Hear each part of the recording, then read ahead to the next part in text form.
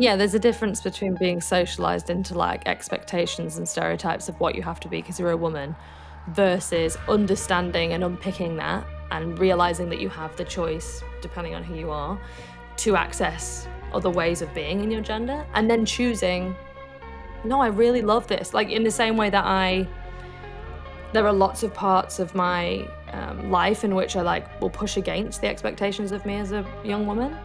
And then also I live with my husband, who's a cis man. We got married. I love that our life. I love our marriage. It's like incredibly. I mean, I don't know that like I wouldn't say opting into marriage is like a feminist statement because I did it. Like I think it's a system that's very unfeminist that I chose to opt into, and I think a lot of that is about my internalization. But like our marriage is something really beautiful. It's like a warm bath compared to the rest of the world. And so like I'm opting into gender roles in one way, I'm opting out of them in many other ways. And so like that's a very personal journey.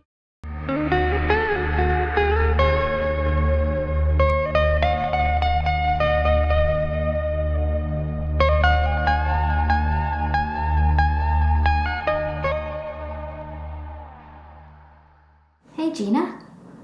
Hi, how are you? Welcome to the podcast. I'm good. How are you doing? I'm good. Yeah, I'm good. Thank you. Thanks for having me. No, thanks for coming on. I feel like this is one of those moments where, because I'm obviously starting this new venture myself, and I've had you on my list for a very long time. So, and I've like always wanted to meet you and chat to you, and I knew that one day I would. So it's one of those sort of synchronistic moments for me. So thank you for making it happen. Of course, it's lovely to be here. So what's it like living in Australia? I just wanted to kind of touch on that first because I know you've moved over there, and it's always something I've been curious about. Yeah, it's a funny one. It's definitely a different experience than I thought it would be. Probably guilty of not really analysing it the way I could have. I think my partner of 11 years is Australian, so Right. it was always kind of going to happen that we were going to move here. But it's just very interesting. Culturally, it's very different, although it feels like it wouldn't be very different because obviously the history of Australia is that it was essentially like a replica of Britain, built on a land that was very different to Britain. And so it feels like it would be culturally similar, but it's not at all really. And I think it's been a whole new learning experience as well to be like living and working and operating on stolen land, and it feels very like pertinent and very like consistently aware of it. And it's like lots of conversations, there's so many signs and kind of stories and things you see of Indigenous and Aboriginal history, and you're like, oh yeah, like we're not meant to be here, it's like really interesting, and I'm trying to learn a lot about that now. So it's kind of like being, a whole new learning, being a student in a whole new way. I get that. It's like it's more in your face, isn't it? When you actually go there, then it feels real, and then I guess like the land doesn't always match up with what's going on as well. Like, that's what I found with kind of a lot of the countries that have been kind of colonised. Like it's just you find that the UK you're so used to, and it's just like city. And even though we do have lovely like countrysides and different landscapes, when you go to different countries, like you said, some of those that have just like in terms of colonisation, it's just it doesn't add up. Like there's a real disconnect. Yeah. And there's a real clear sort of, I feel like a lot of people have said Australia, I've come from London, right? So I'm in Melbourne. And a lot of people in Melbourne have said, oh, Melbourne's so far behind where London is in terms of social justice issues and human rights stuff. In terms of data and research, like gender inequality. And I was like, oh, yeah. Thinking like culturally maybe the conversation isn't where it needs to be, but like actually part of my job is like looking at, research and bringing stats up and writing about stuff. And yeah, it's really interesting because like there's like I was looking the other day about like the ethnic or race pay gap. There's no data on it here. And it's like a country is 97% white people, right? So it's like it's just a very different landscape and lay of the land to be operating in. It just feels really, it feels hyper white here, like really, really. So it's just different. It's just interesting. And I'm learning a lot, and I'm trying to be intentional with what I'm learning and like how I'm operating and like know respectfully what I should be doing, and like that's a whole new journey, I think. Well, you're the best person for it. I mean, to be aware of what you're doing, that's the main thing. Like, whatever you do, if you have awareness behind it, it's going to be hopefully for the greater good, because your life took you there, so that the path kind of took you there, and I guess you'll be doing great work there as well. So maybe like looking at it that way gives you kind of a better like feeling about working there, being there, and a better perspective. I think that's a really good point. I think talking about gender and having these I work as a facilitator in schools here, and have conversations on gender with year 9s, 10s, 11s, like workshops, and we discuss and talk about the kind of socialisation of binary gender. But I think, when we're talking about like Indigenous communities and Indigenous history and Aboriginal history or Torres Strait Islander history, these are like communities that were, just so much more sophisticated in terms of the way that they operated in community and connection and with gender. And so it feels really important to be doing work. And we talk about this in the workshops, about doing that work on this land and like what does that mean, and like we explore that, because it feels like gender is a very rudimentary and harmful history in our culture and in our context, but in Indigenous and Aboriginal cultures and contexts it's not at all. It's not harmful, it's not dangerous, and it isn't rudimentary. There's so much we can learn from those kind of teachings, from the Indigenous teachings. There's loads of there's a few podcasts out there now actually that are kind of delving into that a bit more, and books and things like that, and I know people are beginning to educate themselves a bit more. I think after COVID it was like a bit of a reset, even though it was a terrible time, I do feel like it was a bit of a grand reset, and yes, it was starting to be a bit more conscious about things, and so hopefully it continues that way. But so in terms of, for my listeners, I wanted to mainly talk. I've got your book here. Yay! So I've obviously followed your work before this anyway, and I know that you your kind of activism career started after or during, but after you made upskirting illegal, and I think a lot of people are gonna know that follow you, and so I'm not going to go into that too much, also because I know you've spoken about it so many times, but I know you've got great TED Talks about it, and you've got other podcasts that you've been on that talks about it, but so mainly I really want to go into this book because it's honestly so good. No offence, but it actually brought me nostalgia, because I think we're a similar age, and I grew up. How old are you? If you mind me asking? 33. Yeah, similar age. Similar. So I think I grew up in school. So I was in primary school in the late 90s as well. And then so when you were talking about that time, it took me back as well. And hindsight is such a funny thing, especially now that we're a bit more of a conscious society, well, trying to be anyway. But not only that, it kind of definitely it helps. And you mentioned, and obviously it's part of the book, how to have difficult conversations. It's that conflict of you want to have these conversations, but you can't articulate it, so you just kind of shut down. And I completely related with that, because I try to be a conscious person, and I try to get educated on different social justice issues, but I've not always had the language to do that, and that's what your book's about. And is there anything else I've missed, or is that like the main concept of this book? Yeah, that you bang on. That is the main concept. Like I spent a lot of years, or a fair amount of years, I guess 4 or 5 years, doing events and doing panels and consulting and doing being in sort of workshops with survivors and being in with teachers and parents and politicians and all kinds of different people, and it just felt like every single time there was women in the room or marginalised people in the room, especially if there was marginalised women in the room, there was like this question that came up afterwards, which was like, how do you talk about this without like losing it? And it was all the time, and I would get DM'd it all the time, because people see you talk on the news, or they see you talk like on this right now with you, or they read something you've written and they're like, I guess that means you can just go into any conversation and just nail it. And it's like, well, no, like of course not.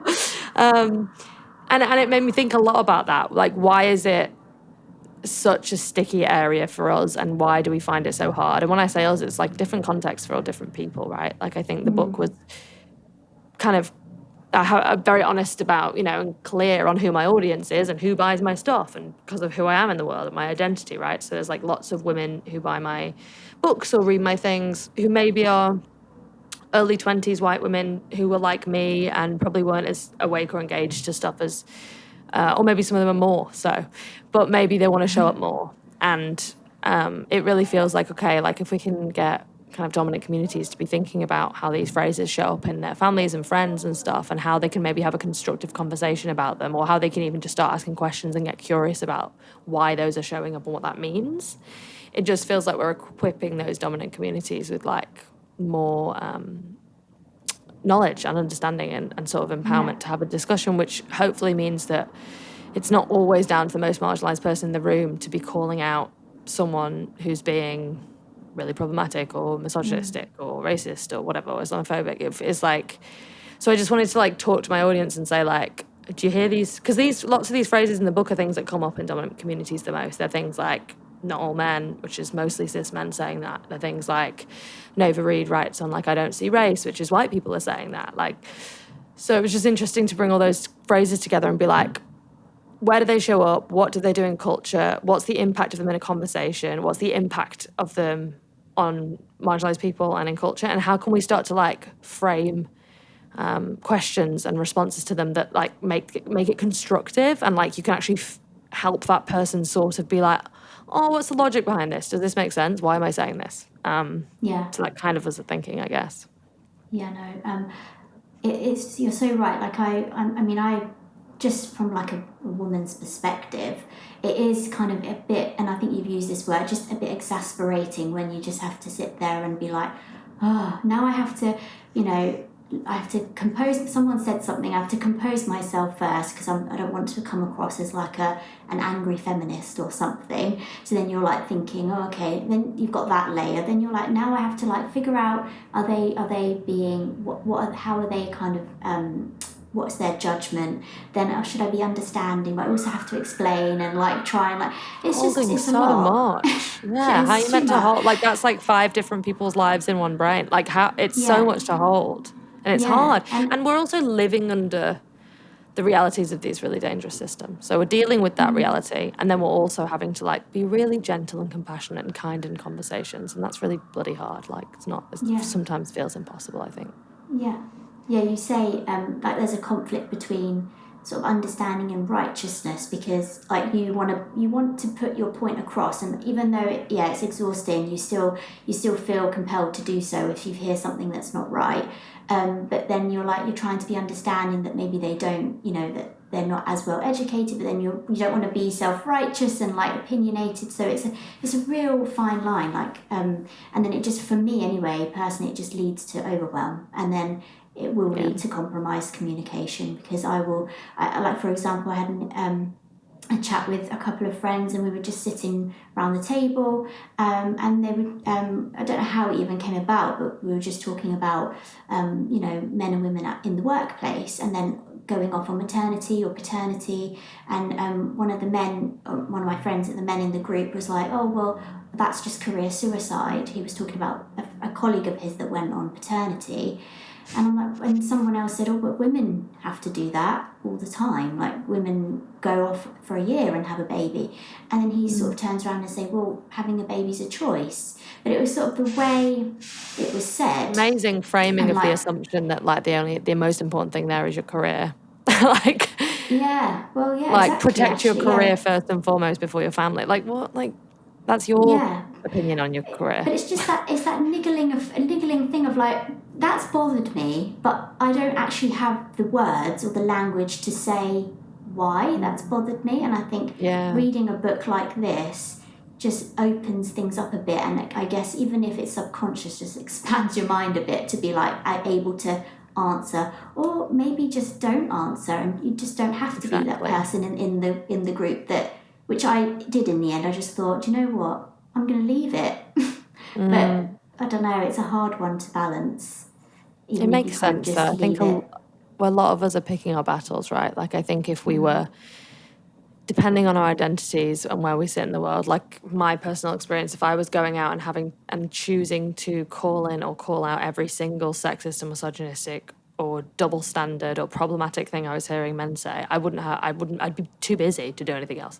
So like I'd be exhausted, and I wouldn't have the patience I need to step into rooms and have constructive, compassionate conversations with people, because I'd be always riled up because I'm having to police people all the time. Yeah. So I think that, like, and I write about that in the introduction, like how important that there's no tick list for this, and there's no way of doing it that works. And there's also a reality that, like, some of us are really tired, some of us are dealing with a lot of trauma and difficulty, and if you don't want to have those conversations, and especially if there's conversations that make you unsafe, so if you're a marginalised person, it's like you shouldn't have to do these kinds of things if they're making you feel unsafe, emotionally unsafe, or unsafe generally. So it's like, how do we know where to conserve our energy and be like, have that inner grounding and that kind of confidence of voice and character to be like, I know I'm right about that, but I don't need to try and force you to see that right now, because it's going to take way more out of me, and I've dealt with 5 moments today of misogyny or sexism or whatever it is. And I think that's really valid. Like, I mean, the internet would hate me saying that, because they'd be like, call out everything whenever you see it. And I'd be like, cool, you could do that. But, like, also you're going to be exhausted, and you're not going to have the patience to show up for the people in your life who really do want to change, and the men in your life who really do want to listen. And so it is a really fine balance. But it takes a long time to find that. And it's taken me a long time to find that. And this has been my full-time job for like 7 years, right? So it's hard. Yeah, it's a knock-on effect. Like, you know, if you're taking on too much, then you might, you know, walk down the street and if, you know, pass by somebody and not smile or say hi. But then if you're actually a little bit more balanced and you've got some peace of mind, then you might say hi to someone, smile, and make their day. And then it's like then it's a contagious sort of thing, where then someone else is kind to someone else. And so, yeah, it is the little things. And I do agree that if you look after your own mental health and yourself first, then it's for the greater good down the line in general. There's a lot in this book, and obviously we don't have time to go through everything. So what I've done is I've kind of just picked out some of the phrases, and then we could maybe just do a bit of a talk through some of those. But the first one, in general, I just wanted to talk about gender equality in general, because it's something that comes up in talks with friends and work colleagues and family all the time anyway, and I know that's, you know, your main role. So what does equality mean to you? It's a really good question, and it's a really big question.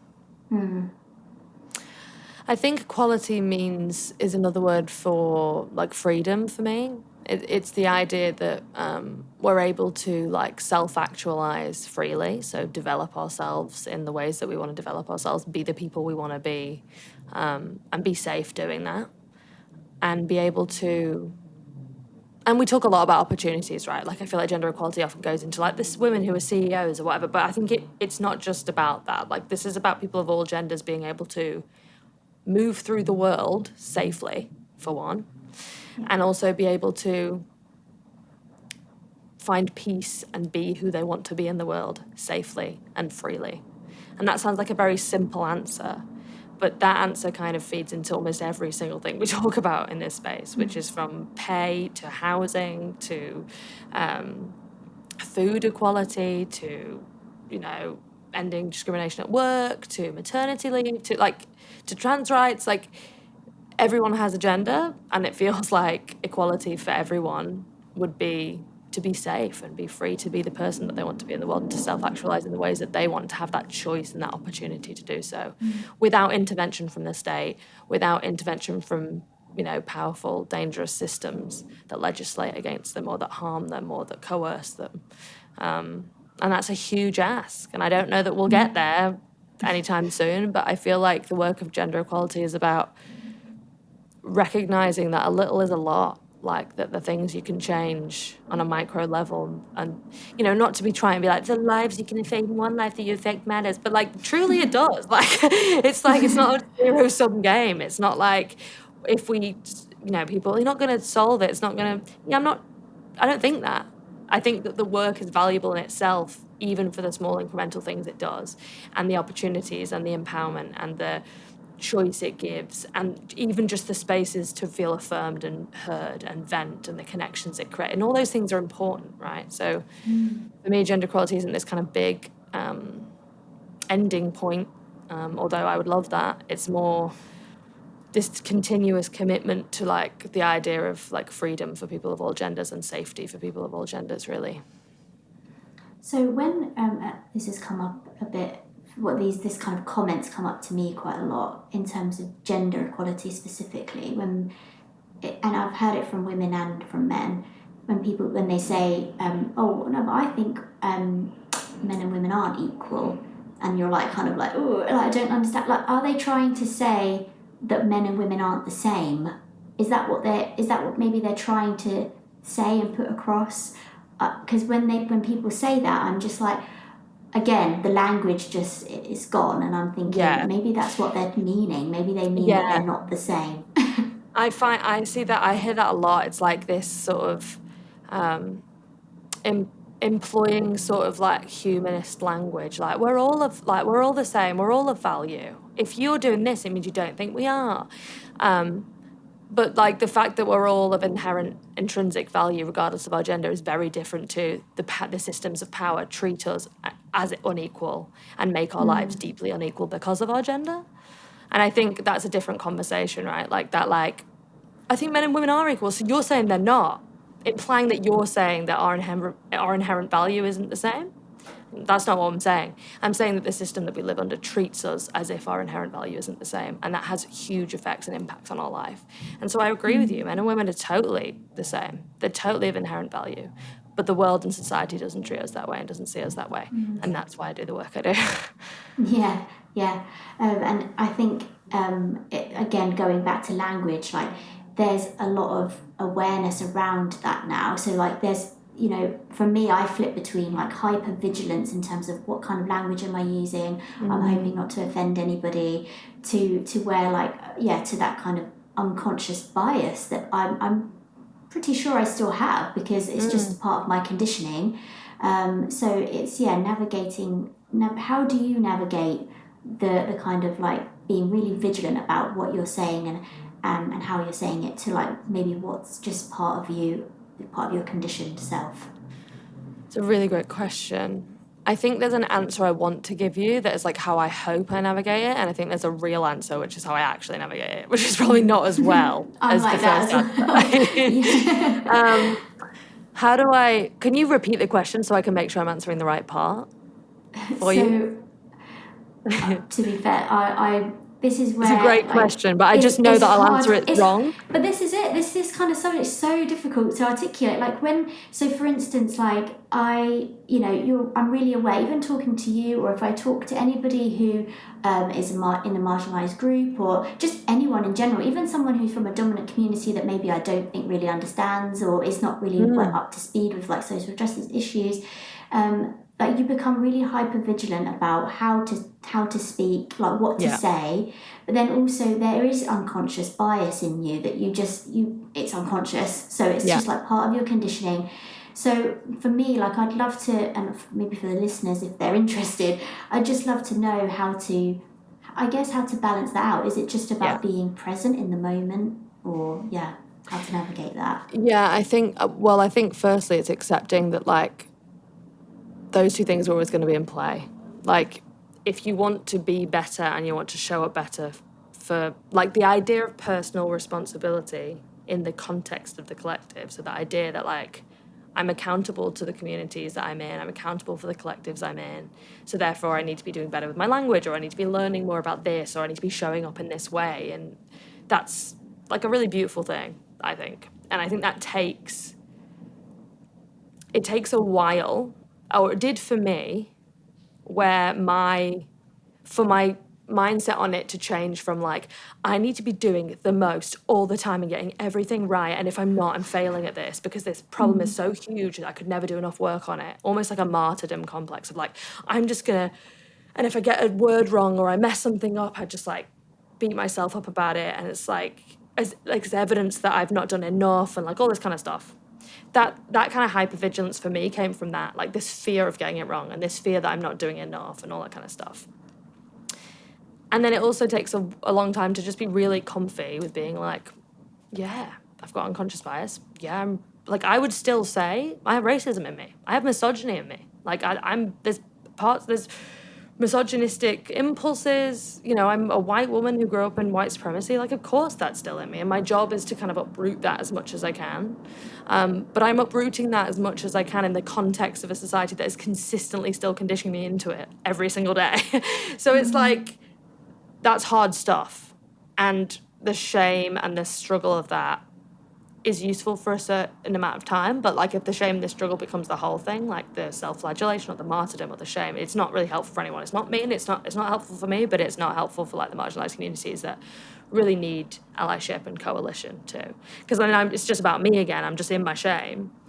So managing the hypervigilance and also the unconscious bias and admitting that, I feel like is a balance of being like, I'm accountable, but I'm also kind to myself. Like, I'm going to mess things up, and that's part of the process. And who am I around, and who can I like honestly and comfortably say, like, if I mess something up, can I apologize pretty quickly, really mean that, and then move on and try and do better? Or am I so unused to this that I'm going to get upset and I'm going to sit in that and then make it someone else's problem? And like, that's all just self-work that takes time. And I think hypervigilance is part of that process, and hopefully going through that process, I've experienced that I've come out of that hypervigilance, the more consistent I've been. So the kind of way I manage it is probably more holistic than what's happening in the moment, say in a conversation where I'm feeling I have to be hypervigilant in my language.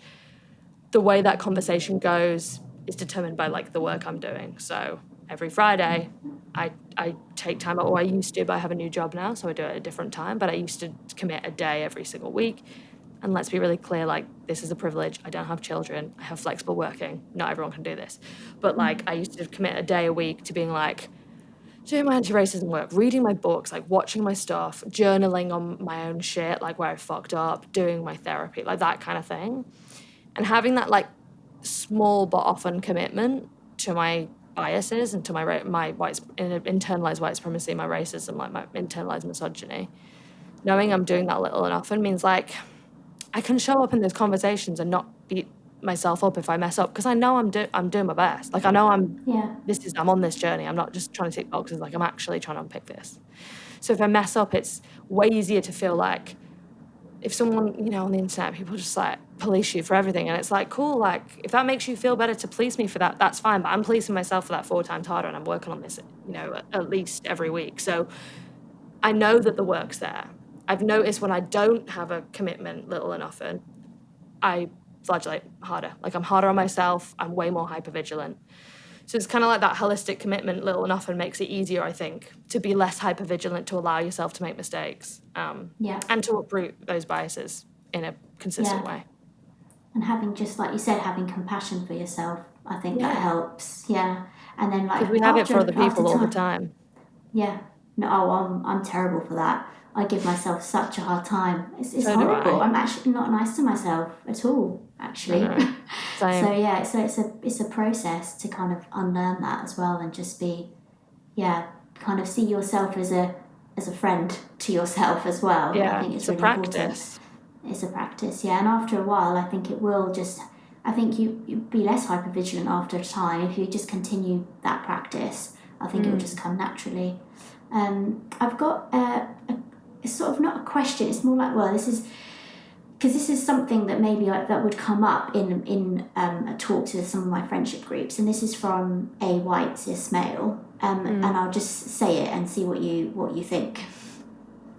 I'd love to understand an equality activist's view on the left-leaning agenda going too far as to diminish gender roles or truths. Do we risk moving away from a world where female and male differences are appreciated and celebrated in fear of offending either sex? There is so much to unpack in that. That is so hard. Well, firstly, the language of like instinct. the language tells me that this person has internalized quite a lot of narratives to do with culture wars around left-leaning agendas that aren't actually the way that this kind of work works, for one. That kind of labeling tells me that maybe they've got a slightly warped view of what this work actually looks like. Okay. And then, because, like, we know that kind of culture war language, I hear that a lot, like, from parents and stuff about, like, you know, work I've done in schools in the UK, and it's like just talking to kids about their mental health, and it's like, well, it's a gender, it's a gender agenda, and you're like, it's actually not, but it makes sense. So you would think that given what the media is like in Britain. And then this idea that, like, gender roles are going to become sort of obsolete, this kind of fear. Yeah. Interestingly, this fear often only really comes from cis men, because cis men in the current kind of system benefit quite a lot from women jumping into gender roles, especially domesticity, wifeliness. It's kind of facilitating cis men's lives, especially in marriages. And I think it's really interesting that it often comes from men and you don't hear that as much from women. That's one thing. But I think my response would probably be there's no danger of gender roles being abolished. That's not going to happen. Our entire society is set up to ensure that that doesn't happen. And a lot of people will still choose to lean into gender roles in ways that make them feel comfortable. And that is also their right to be able to do that. If they want to do that, that's their choice. The work that gender equality activists do is so far-reaching, which is why the kind of label of the kind of left agenda is so, it's just so umbrella and so broad that it's kind of hard to pick on what he's saying, because it could be someone who legislates with law reform, it could be someone who is working with domestic violence survivors, trying to find them safe housing, it could be the woman who creates art to help young LGBTQIA plus kids in school. Like, you know what? Like, there's so many different roles.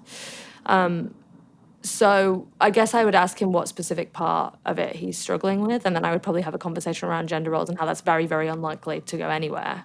List a couple of the areas in which society completely upholds those.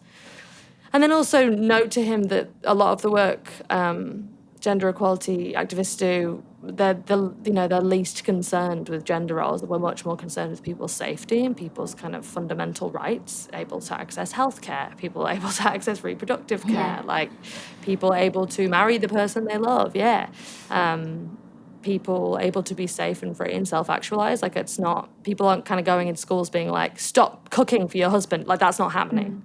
So I think the shaping of that question feels like it's kind of framed a lot in kind of a misunderstanding and probably an ignorance of what this work actually entails. But I think gender roles aren't going anywhere, so I really don't think he has anything to worry about. Yeah. And also, if the whole world stopped doing gender roles, he could still continue doing that if he wants to. Like, that's still his choice, you know? That was literally, that was my next point. Are gender roles up to the discretion of the individual? And I would say yes as well. I mean, whatever makes you happy. I mean, that was why I was going to ask it, was because, you know, are we upholding the system if we're doing that? But if we're doing it consciously and we're doing it because it brings us joy, then I think that's different. But if we're doing it just to uphold a system, then... Yeah, there's a difference between being socialised into, like, expectations and stereotypes of what you have to be because you're a woman versus understanding and unpicking that and realising that you have the choice, depending on who you are, to access other ways of being in your gender, and then choosing, no, I really love this. Like, in the same way that there are lots of parts of my life in which I will push against the expectations of me as a young woman. And then also I live with my husband, who's a cis man. We got married. I love that, our life. I love our marriage. It's like incredibly, I mean, I don't know that I wouldn't say opting into marriage is like a feminist statement because I did it. Like, I think it's a system that's very unfeminist that I chose to opt into. And I think a lot of that is about my internalization. But, like, our marriage is something really beautiful. It's like a warm bath compared to the rest of the world. And so, like, I'm opting into gender roles in one way. I'm opting out of them in many other ways. And so, like, that's a very personal journey. I don't think it's a choice that we are put into the roles because of our gender. That is socialization. But I think the kind of intentional ability to be like, okay, what parts of these roles do work for me and what parts really don't is something that anyone can do. something that he can also do. No one's going to come into his life and abolish the role he wants to play as a man or a husband or a brother. That's impossible for someone to do for him. So, you know, it's more of a fear statement that kind of whipped up by the media than anything kind of really meaty or incisive or kind of true and interesting to talk about. Yeah. I think that it's tailor-made. I agree. I think you can just tailor it to yourself. And I see something like from my mum, for instance, like she's in the baby boomer generation, and she's always like, oh, you know, I want a man to do this and look after me here and do that. And, oh, you, Petra, you should get someone to, you know, to be a gentleman and look after you and this and that. And so she's definitely in that mindset. And even though she's opening up a bit now, especially as I do more of this work, but it's hard. You also get the kind of pressure from your, I guess, family or people in different generations as well that have just been conditioned in a certain way.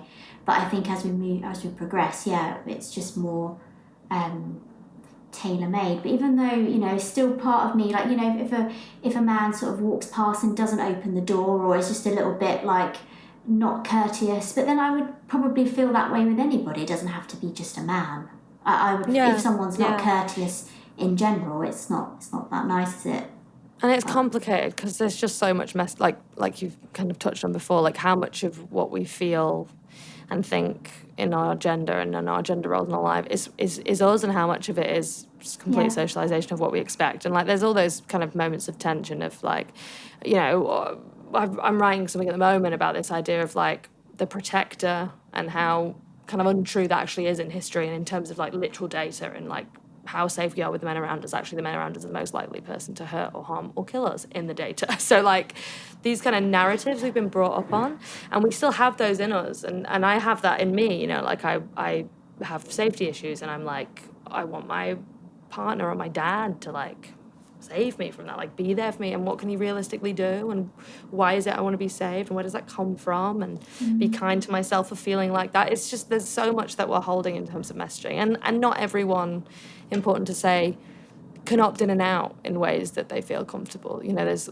women of all backgrounds who just don't have the ability to be seen in certain ways because of their race or because of their background or because of their size, and they kind of can't opt into things in a way that is easier for some women. But it's interesting, I think, that question that you read out, because the questions are hypothetical, and I think that's something we see a lot, is like cis men who are uncomfortable about gender equality work ask hypotheticals like, well, do they want this imaginary thing to happen, or what would happen if this imaginary thing happened? And it's really interesting because people who are living under systems of oppression are only asking real questions about danger right now, or like inequality right now, or struggle right now. And I'm much less interested in like fearful hypotheticals than I am about real questions about what we need and what people need right now.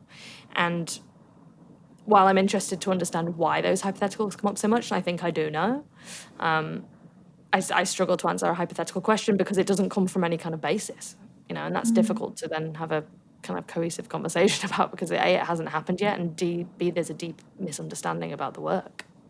Yeah.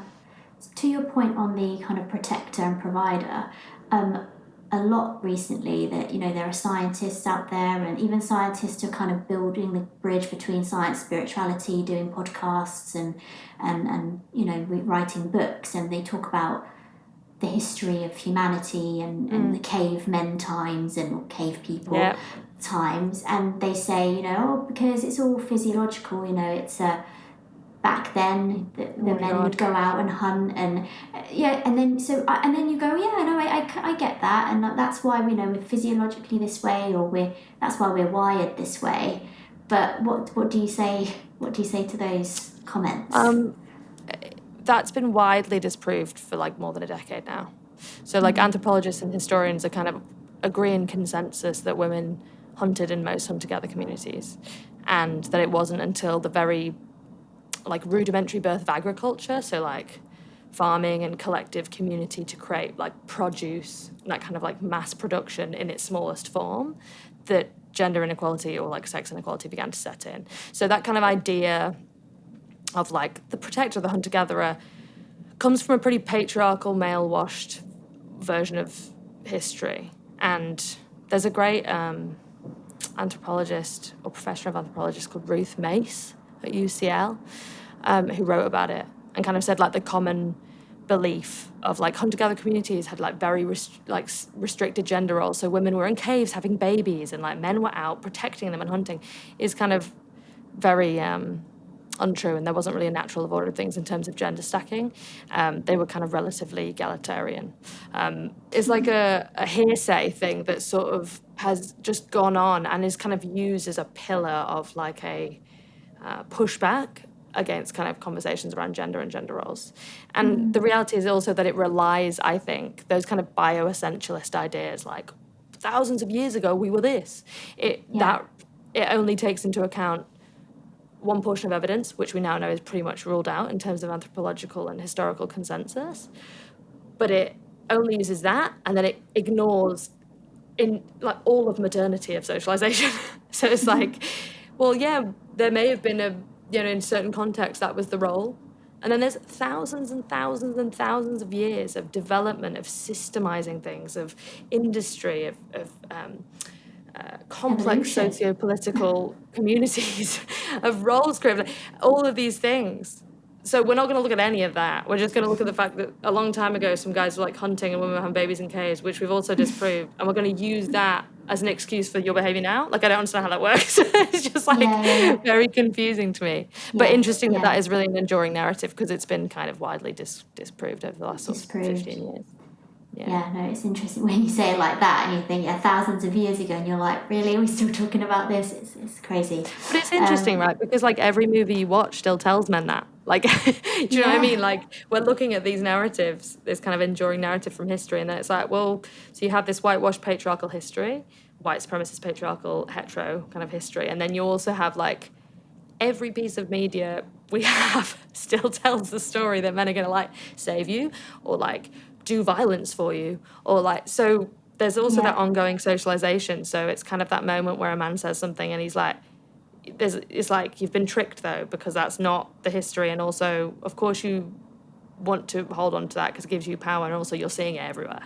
So like that makes sense, but that kind of isn't the case. And also you have a choice if you want to be that guy or not.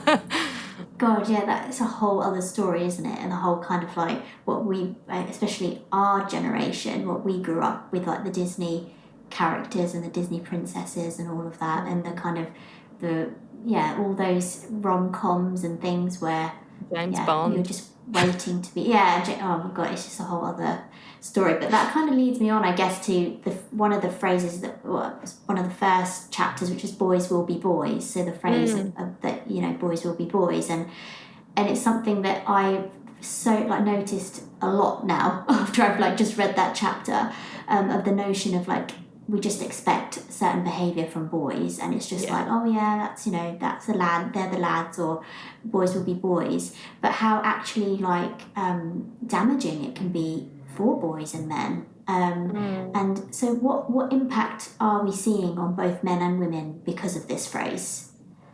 I think that phrase is playing into all of rape culture. Like from the everyday, quote unquote, or more common non-contact assault. So upskirting, before that your locker room talk, your sexist jokes, your misogynistic jokes, using violence as a way to either protect people or like assert power, all the way up to like the worst case scenario at the very peak of that pyramid of rape culture. I think that phrase upholds that, because what it says is holding boys to a low standard of behaviour and respect is correct because that's all they're capable of. And I think the impact of that on women and people of marginalised genders is massive. I think it's a get out of jail free card for so much like foundational behaviour that then upholds the culture that leads to the worst case scenario. Yeah. But also I think, for boys and men, I think it sucks too, because I think it tells boys and men from a very early age that like you are what people become the thing that you tell them they are. So if you tell boys from like a very young age that like boys will be boys are boisterous, boys are mad, boys are naughty, boys are rude, boys, then boys will become boisterous and mad and naughty and rude because you're telling them that that's what a boy is and that they don't have a choice to opt out from that. And that can create a real tension, especially for boys who aren't comfortable with those kinds of behaviours or see them and feel like the odd one out or whatever. So I don't think it's good for boys' mental health. I don't think it's good for their development. And I also think it's terrible for women and marginalised genders. That's one phrase, but like you say, you hear it all the time and you hear it in many different ways. It might come out in different words. It even might come out in actions, like the way that we... someone has, I'm sure you've heard this, around in your social life or in friends or just in public, but someone will have like 2 sons and the sons will be a bit older and they'll have a younger girl and it's like, well, she keeps them in check. Or it's like, yeah, she keeps the boys, stops the boys being so naughty or whatever. And it's like, she's 5 and those boys are like 7 or 8. And it's this kind of idea that they can't control themselves, that they're kind of biologically predisposed to be naughty, and women's and girls' job is to kind of be the regulators of boys' behaviours outside of themselves. And I just think that's bad for everyone. I think that's a really good example of how we really entrench gender roles early and we allow sort of danger to manifest and sort of disrespect and bad attitudes and ideas to manifest by the fact that we just let boys have free rein to do things that we just would never let girls have free rein to do. Yeah, it starts so early, doesn't it? It's really scary. And I think it also just shows them that they have to be a certain way, showing emotion is weakness. And so that's why we have this kind of problem. I mean, I don't know the stats, but I know that, mental health in men is a big topic to talk about because no men. Yeah. I think they're talking more, but I think that it's been for a long time where men are known for keeping things in, and totally, especially in Britain as well. Stoic upper lip, suicide's the biggest killer of men under 40. Like we're dealing with a real epidemic of mental health, and that poor mental health in men is really they are hurting themselves. Like they're really. So much of what I see, especially like with the men I work with here who do masculinities work in schools, and it's like it's a real struggle for the boys to opt out of kind of the man box and this kind of restrictive idea of what they're meant to be as men, which includes don't be emotional. The man box is essentially the idea of not being like a girl, right? Like this kind of idea that masculinity traditionally or restrictively is essentially just the removal of anything feminine. And so it kind of, or what we see as feminine. And so it leaves them no space to be full human selves. And that leads to really bad mental health. And also that leads to, violence. Because when you teach young boys that they can't feel or express a whole range of human emotions, but that anger's the only accepted emotion that they can show because it's powerful, well then every feeling that they have, whether they're sad or they're frustrated or they're lonely or they're embarrassed, turns to rage because they haven't built the tools to be able to express things healthily, talk about them, gain an emotional vocabulary. Because if as a kid you're not told to cry, you're not told to talk about things, how do you gain an emotional vocabulary? How do you work that muscle? And then from there, if they don't have an emotional vocabulary, how do they then talk through things with their mates? How do they then ask for help and support? If that makes them look, quote unquote, like gay or like a girl or all these awful slurs that then come out just for them being human, it's like, well, of course they then explode out on other people and on themselves. And that's, I think, part of feminist work. I think if we talk about feminism and gender equality, for me, that's about people of all genders. And I think it's very easy and probably very trendy to say people of all genders and then kind of conveniently forget cis men. But like for me, yeah, my priority will always be women and marginalised genders, and my work will always be welcome and open to the cis men who want to join, because I think they're a big part of this puzzle. Yeah, it spans across them as well. I just have this story. I was actually, and again, after reading your book, your eyes are opened a bit more and you just become a bit more observant and aware. But I was on the underground and this lady had 2 little dogs. And one had a blue jumper on, one had a pink jumper on. So obviously my conditioned mind is thinking, well, the one with the blue jumper on is a boy and the one with the pink is a girl, or female, male, female.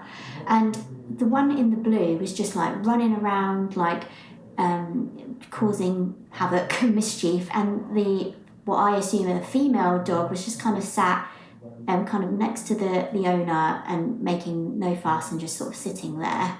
And then you just think, okay, well, is there innate behaviours then in like the kind of male, female, masculine, femininity, or is it basically because they're being treated a certain way, and it is the kind of conditioning? So my question isn't, it was a question to myself, is like, and we touched on it in terms of like the cavemen and that time far away, but are there any innate behaviours in terms of masculine, feminine, or do you think it is just that kind of social structure? No, there aren't innate behaviours. There's not innate attitudes or innate behaviours.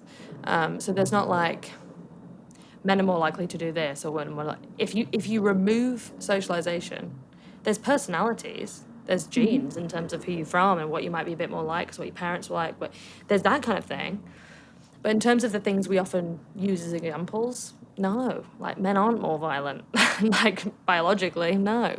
Testosterone doesn't make you more violent, and the way that we even understand like sex hormones and biology and reproductive systems, like, is very, very rudimentary too. Like, we know that from the conversation around like trans youth, and what the consensus of doctors is like it's way more complex than anyone is talking about in the mainstream.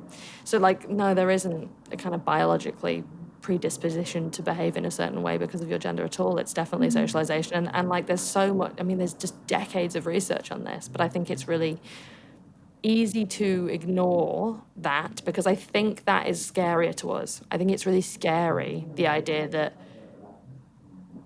thinking about the idea that we aren't,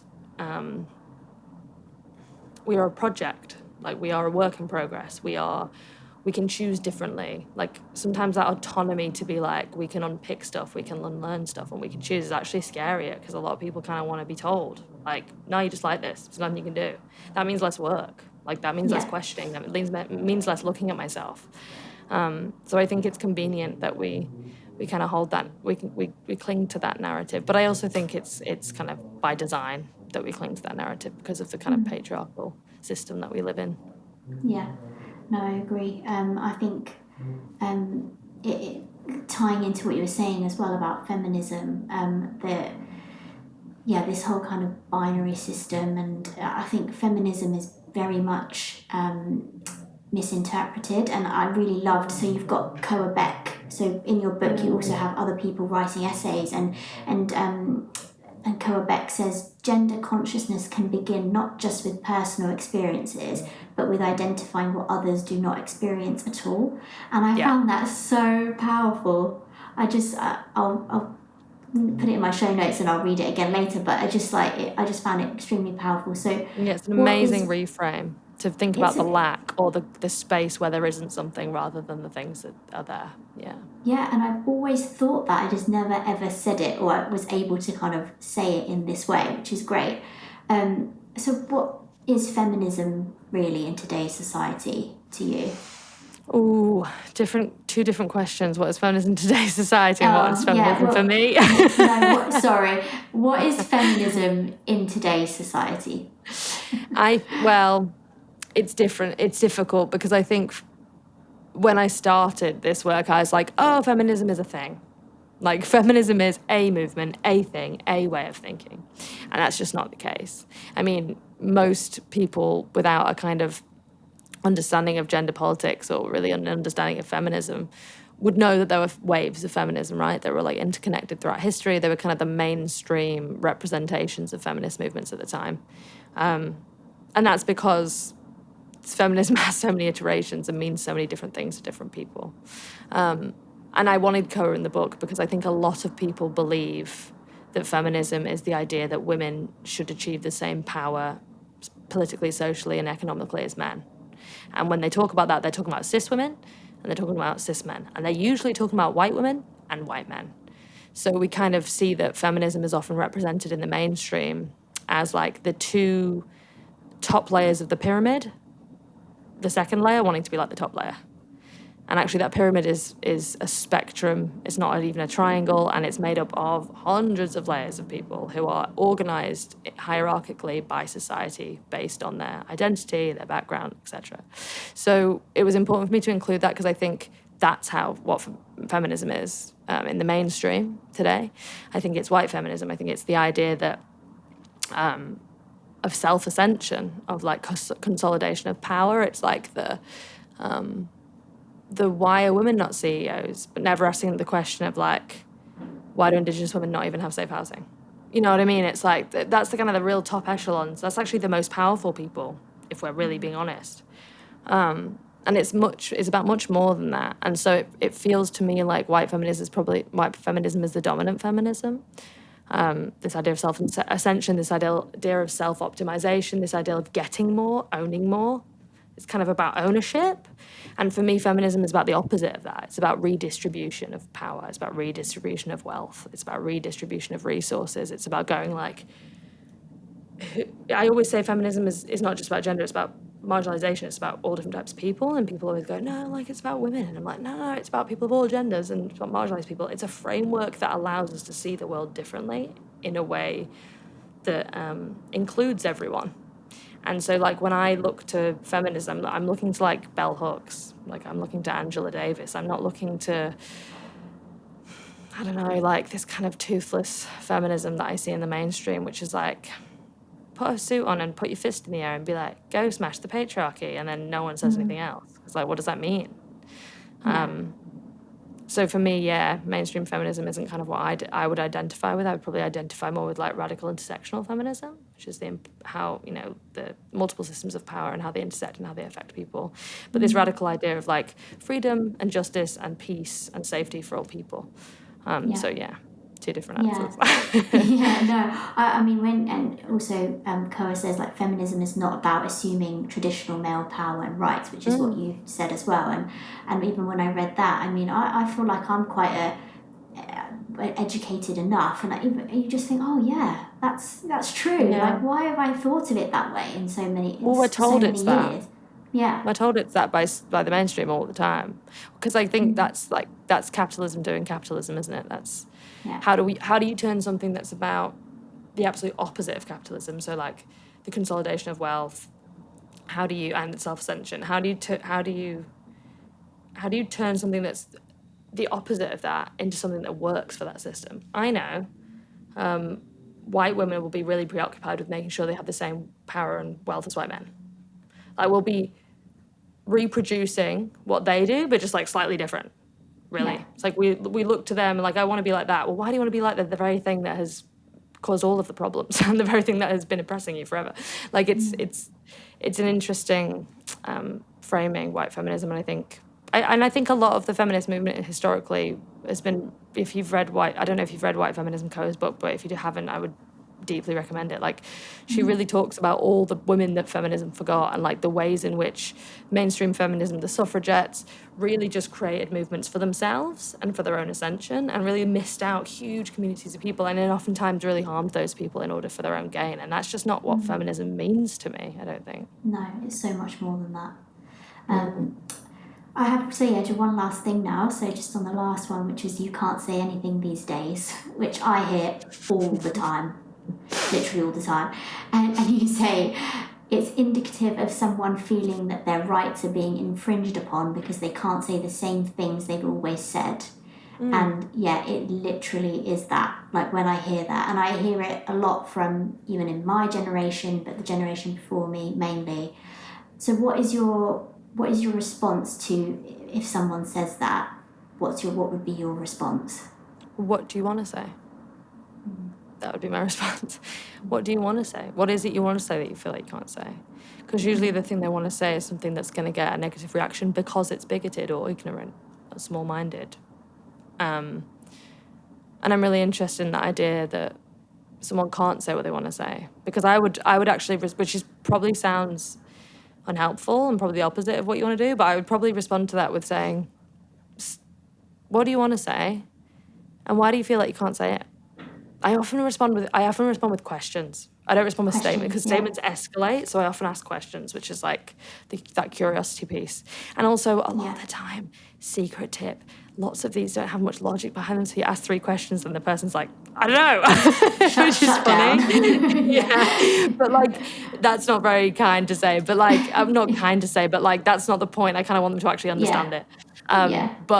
But yeah, what do you want to say, and why do you feel like you can't say it, and where can't you say it? And it's interesting because you can say whatever you want. You just might get a reaction to it that's different than a reaction you used to get. Let's explore why that reaction's coming.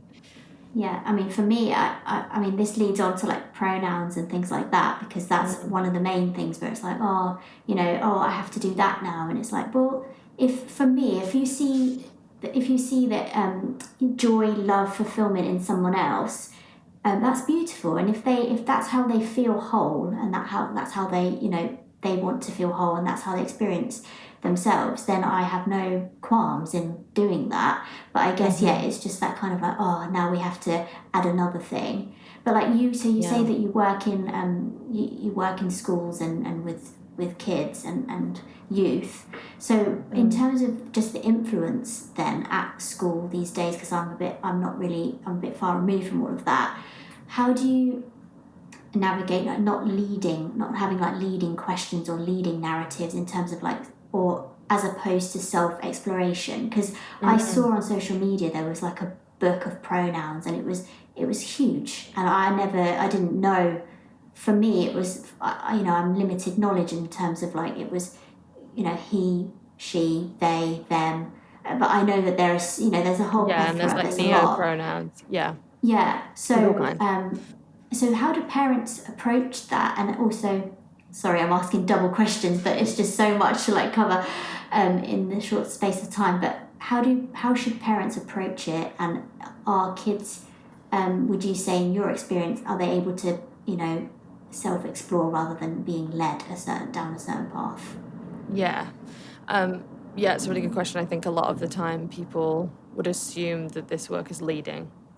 And facilitation, what the role of a facilitator is we're only allowed to ask questions. So our job is to ask questions and create fertile spaces for young people to feel emotionally safe enough to just tell us what's going on in their lives or how they feel about things.